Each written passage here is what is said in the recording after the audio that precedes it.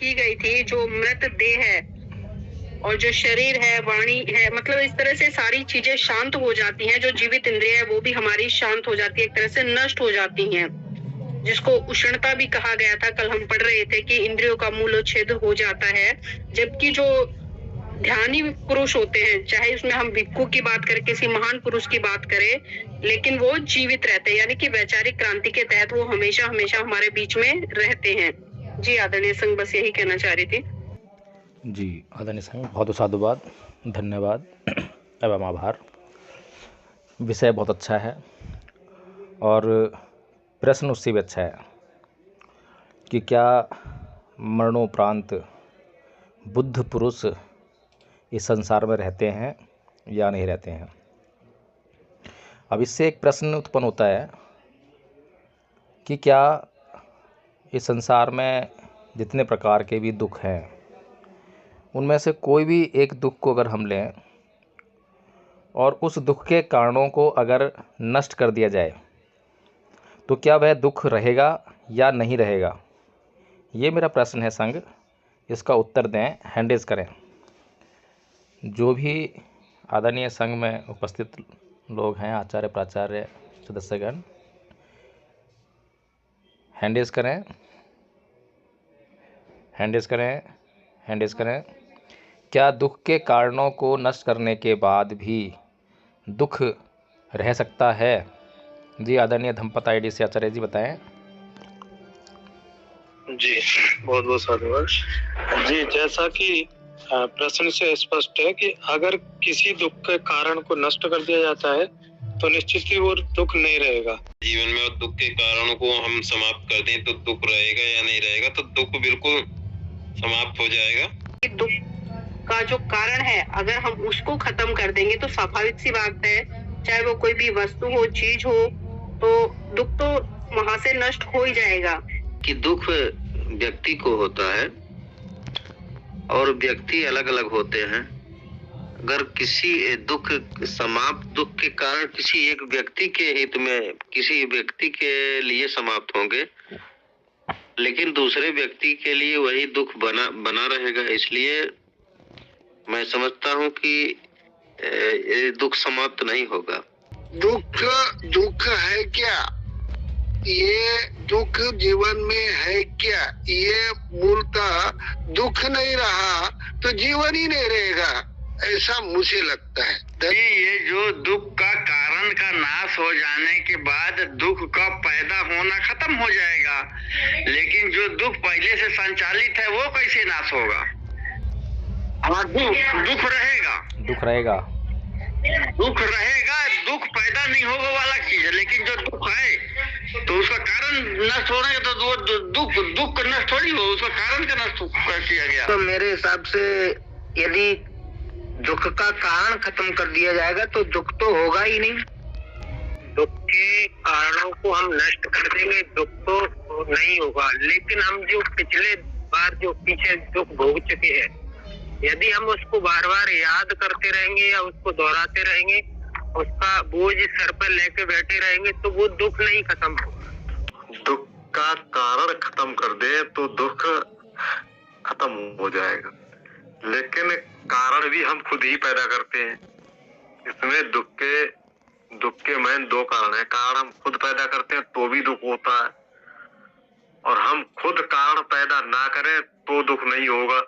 लेकिन हम खुद भले बन के रहे समाज में, तो भी समाज में हमारे आसपास लोग ऐसे रहते हैं कि वो हमें दुखी करते रहेंगे। हम भले ही उनको सबको किसी के साथ दुख पैदा ना करें, फिर भी हमारे आसपास कुछ लोग ऐसे रहते हैं जो हमें दुखी करते रहेंगे। जब तक जीवन है तब तक दुख तो रहेगा ही रहेगा। हाँ, उससे हम थोड़ा बच सकते हैं, कुछ हद तक बच सकते हैं, बहुत कुछ हद तक बच सकते हैं, लेकिन पूरी तरह दुख से नहीं बच सकते। जब तक जीवन है तब तक दुख रहेगा। जैसा कि चंद्रकांत जी ने कहा कि जीवन जब तक है तब तक दुख है, तो यहाँ मैं ये एक शब्द ये रखना चाहूंगा कि भगवान बुद्ध का जीवन था लेकिन दुख समाप्त हो गया था, तो यहाँ पर ये बात गलत ठहरती है। जी बहुत बहुत साधुवाद। जी बहुत बहुत साधुवाद। बात तो ठीक है आपकी, लेकिन उन्होंने एक बात की ओर इशारा किया है जो कि बहुत महत्वपूर्ण है और जो पुनर्जन्म का जो सिद्धांत है उसके साथ जुड़ी हुई है। तो पहला आर्य सत्य जो है किसको याद है? हैंड रेज करें। जन्म लेना दुख है, और व्याधि दुख है, बुढ़ापा दुख है, मरना दुख है, यानी मृत्यु को प्राप्त होना दुख है, अप्रिय लोगों से मिलना दुख है, और प्रिय लोगों से बिछुड़ना यानी वियोग दुख है। इस तरीके से जो हम इच्छा रखते हैं, जो भी हमारी तृष्णा है, इच्छा रखते हैं, उसका न मिलना यानी उसको प्राप्त न करना भी दुख है। यानी जो हमारे अंत में कहते हैं में जो शरीर में जो 5 स्कंधों के द्वारा जो भी चीजें पैदा होती हैं वो दुख है। भगवान बुद्ध ने जो है सबसे पहले दुख को परिभाषित किया कि दुख क्या है। तो भगवान बुद्ध ने कहा कि जातिपि दुःखा, जरापि दुःखा, व्याधिपि दुःखा, मरणापि दुःखा, शोक परिदेव दोमनस्य उपाया सापि दुःखा, पिये ही विपयोगो दुःखो, अपिये ही संपयोगो दुःखा, यम्पि छंगने लभति तम्पि दुःखं, संख्यतेन पच्चुपादान खंदापि दुःखा। तो ये जो संख्यतेन पच्चुपादान खंदापि दुःखा है कि कुल मिलाकर यह जो 5 स्कंधों से निर्मित शरीर है यही दुख का कारण है। तो जब भगवान बुद्ध ने ये दुख को परिभाषित किया और फिर उसके कारण को भी जान लिया और फिर उस कारण को नष्ट भी कर दिया, तो क्या उनके जीवन में दुख रहा? नहीं रहा।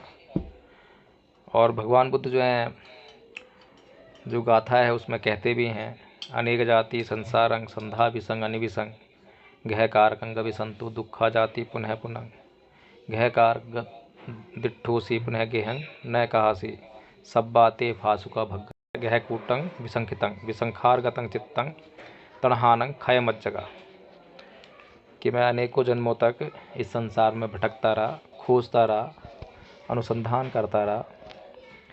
हे ग्रह कारक, मैंने तुझे देख लिया है और अब तू जो है पुनः अपना घर नहीं बना सकेगी। तो जो विसंखार गतंग चित्तंग यानी कि जो चित्त है उसमें जो संस्कारों का बनना जो है उसको रोक दिया है।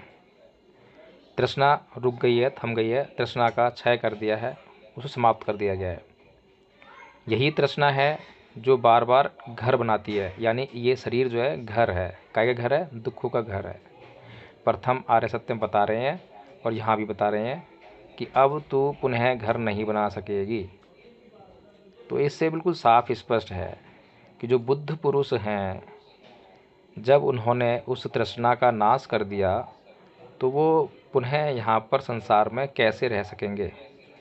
उनका उद्देश्य यही था, लक्ष्य यही था, और लक्ष्य को प्राप्त कर लिया तो वो बात जो समाप्त हो जाती है। अगर बुद्ध पुरुष संसार में रहेंगे तो संसार का कल्याण करेंगे, सीधी सी बात है। और मरने के बाद क्या पुनः जन्म ले सकते हैं? नहीं ले सकते। अगर पुनः जन्म हो रहा है तो इसका मतलब तृष्णा का नाश नहीं हुआ है, तृष्णा शेष है। प्रथम जो आपका जो आर्य सत्य है दुख, उसमें साफ साफ बोल रहे हैं। और हम भी जानते हैं कि हम जितने भी दुख भोगते हैं इस शरीर पर ही तो भोगते हैं। आपको सर्दी लगती है तो कहाँ से लगती है? आपकी त्वचा इंद्रिय से आपको महसूस होता है कि सर्दी लग रही है, दुख है, उसके लिए आप हीटर जला लेते हो। गर्मी लग रही है, कहाँ फील होता है? शरीर पे फील होता है, त्वचा पे फील होता है। दुर्गंध है, कहाँ फील होती है? नाक से फील होती है, आपके शरीर पर, शरीर का हिस्सा है। तो ये जो शरीर है, इस शरीर में जब तक तृष्णा रहती है दुख होते हैं, तृष्णा खत्म दुख खत्म। और जिसका जो है जब ये पूरी तरह से तृष्णा समाप्त हो जाती है तो उसका जो जन्म लेने का और मरने का जो चक्र है वो टूट जाता है। तो ये तो बड़ी सिंपल सी बात है और पुनर्जन्म का जो सिद्धांत है उसको बड़ी बारीकी से हमें समझने की ज़रूरत है। केवल मोटे तौर पर कुछ अंधविश्वासी पाखंडी लोग कल्पनाओं को गढ़ने वाले लोग पुनर्जन्म की अलग अलग परिभाषा करते हैं, अलग अलग तरीके बताते हैं, स्वर्ग नरक की कल्पनाएं करते हैं, तो उनका खंडन करना है तो इसलिए खाली जो है हम यहाँ पर भी पुनर्जन्म के सिद्धांत का खंडन करते हैं, ये तो मूर्खता वाली बात हो जाएगी। भगवान बुद्ध को समझने की ज़रूरत पड़ेगी। भगवान बुद्ध का लक्ष्य क्या है? पूरा जीवन उन्होंने जो है पहले दुख की खोज में लगाया कि दुख क्या है, और दुख को खोज लिया तो उसके कारण को जान लिया, और समय से पहले उस कारण को नष्ट करके भी दिखाया कि मैं मुक्त हो गया हूँ। और ये भी बताया प्रतिसमुत्पाद में कि ये जो तृष्णा है यही पुनर्भव का कारण है। तो इसमें तो मुझे लगता है कि कोई संदेह नहीं रहना चाहिए। हमें आसानी से दुख को ही आधार बनाकर ये समझ लेना चाहिए। हर एक व्यक्ति की इच्छा है कि संसार में हम जो है दुख रहित जीवन जिएं। ये इच्छा का होना भी मन के भीतर जो है एक समस्या आती है, तृष्णा कहलाती है। इस इच्छा लेस मात्र भी इच्छा रहेगी तो दोबारा जन्म होगा, पुनर्जन्म होना ही है। यही शरीर तो नहीं मिलेगा, ये तो निश्चित है। जिस प्रकार से आप 5 मोटरसाइकिल के पार्ट्स को अलग अलग कर लें, पहियों की ढेरी अलग लगा लें, चेन की ढेरी अलग लगा लें, उसके हैंडल की ढेरी अलग लगा लें, शीशे की ढेरी अलग लगा लें, और फिर आप किसी को भी कहें, कोई ईश्वर हो, अल्लाह हो, ईसा मसीह हो, बोलें उनको कि फिर से वही 5 मोटरसाइकिल आप जो बनाकर दिखा दीजिए, कभी संभव नहीं है। इसी प्रकार 4 महाभूत तत्वों से मिलकर ये शरीर बनाया है। एक बार ये विखंडित हो गया, अपने अपने तत्वों में विलीन हो गया, पुनः शरीर तो बनेंगे, शरीर तो लगातार बन रहे हैं और उन्हीं 4 महाभूत तत्वों से बन रहे हैं, लेकिन वो ही शरीर नहीं बन पाएंगे। लेकिन वही शरीर बन जाए इसकी संभावना से भी इनकार नहीं कर सकते, चाहे बहुत कम संभावना है, लेकिन संभावना तो है। हो सकता है कि गलती से कैसे भी वही सेम तत्व जो है आ जाएं, जुड़ जाएं, 5 मोटरसाइकिल के वही पार्ट्स जो हैं लग जाएं, संभावना है। लेकिन ये इसको करने वाला कोई कारक नहीं है कि किसी के हाथ में हो और वो कर रहा हो, यह प्रकृति के नियम से चल रहा है। इसी प्रकार से चित्त जो है स्वयं अपनी स्थिति को प्राप्त करता है, और बार बार बताया जाता है, मैं कई बार बोल चुका हूँ कि ये चित्त विकास कर रहा है। तत्व तो आपके विकास नहीं करते हैं, लेकिन चित्त विकास करता है। आपका बचपन में जैसा चित्त था वैसा अब नहीं है, संघ में जुड़ने से पहले चित्त था जैसा था वैसा अब नहीं है। तो चित्त विकास कर रहा है, प्रज्ञा को प्राप्त कर रहा है, और ये जो प्रज्ञा से जब युक्त हो जाएगा, तृष्णा से मुक्त हो जाएगा, तो इसकी संतति रुक जाएगी, ख़त्म हो जाएगा, ये दुख से आप मुक्त हो जाएंगे। तो मुझे तो इतना ही समझ में आता है।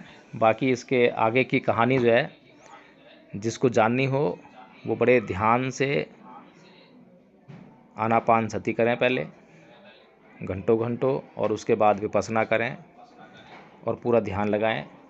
और मुझे लगता है कि पूरा ज्ञान ना हो तो कम से कम कुछ हद तक तर्क शक्ति का विकास होकर ही कुछ तर्क पर आधारित ज्ञान ही हमें हासिल हो जाएगा। कुछ जानने में हमें सहायता मिल सकती है कि क्या वास्तव में ये पुनर्जन्म होता है, नहीं होता है, कैसे होता है। बुद्ध ने दुख को परिभाषित किया है, कितना सही है। बुद्ध ये जो गाथा में बोल रहे हैं वो कितना सही है।